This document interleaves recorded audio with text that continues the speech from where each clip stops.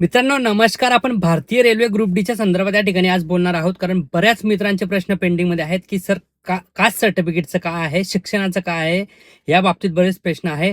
त्याआधी मित्रांनो हे बघा, लक्षात ठेवा, बऱ्याच जणांच्या कमेंट्स आहेत, सर लिंक द्या, सर PDF द्या. हे बघा, मी प्रत्येकाला नाही पाठवू शकत सर. त्यामुळे टेलिग्रामवरती माझं यश राखोंडे कॉप्स हे आहे, त्यावरती तुम्ही सबस्क्राईब करून ठेवा. म्हणजे जेही तुम्हाला PDF किंवा लिंक लागत असेल त्या ग्रुपवर माझ्या डायरेक्ट जातात. म्हणून मी प्रत्येकाला पर्सनल मेसेज करू नाही शकत की तुम्ही माझ्या टेलिग्रामवर जा. म्हणून मित्रांनो, यश राखोंडे कॉप्स टेलिग्राम ग्रुप, त्याचप्रमाणे यूट्यूब चॅनलवर तुम्ही सबस्क्राईब करून ठेवा. म्हणजे सर्व अपडेट्स तुम्हाला येत जातील. कारण ज्या मेन अपडेट आहे मी त्या तात्काळ तुम्हाला कळवत असतो.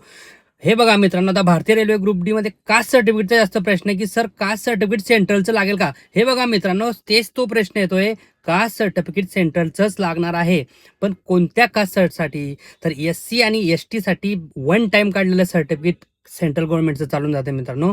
परंतु OBC आणि EWS साठी प्रत्येक 1 मार्चला प्रत्येक वर्षी नवीन काढावं लागते. म्हणून त्यांनी नवीन काढून घ्यायचं. तो प्रश्न विचारू नका. OBC EWS वाल्यांनी नवीन कास्ट सर्टिफिकेट काढून घ्या आणि मगच पुढे अप्लाय करा.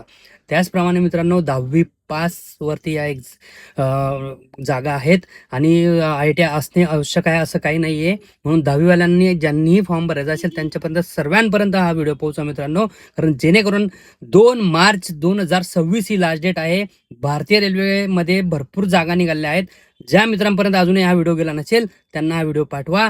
आणि त्याचप्रमाणे काही अडचण असेल मित्रांनो, माझ्या टेलिग्राम ग्रुपला सबस्क्राईब करून ठेवा आणि यूट्यूब चॅनलला सबस्क्राईब ठेवा. अशाच अपडेटसाठी भेटूया आणि अशाच व्हिडिओसाठी भेटूया. जेही प्रॉब्लेम असतील मित्रांनो, तुम्ही बिंदास मला विचारू शकता.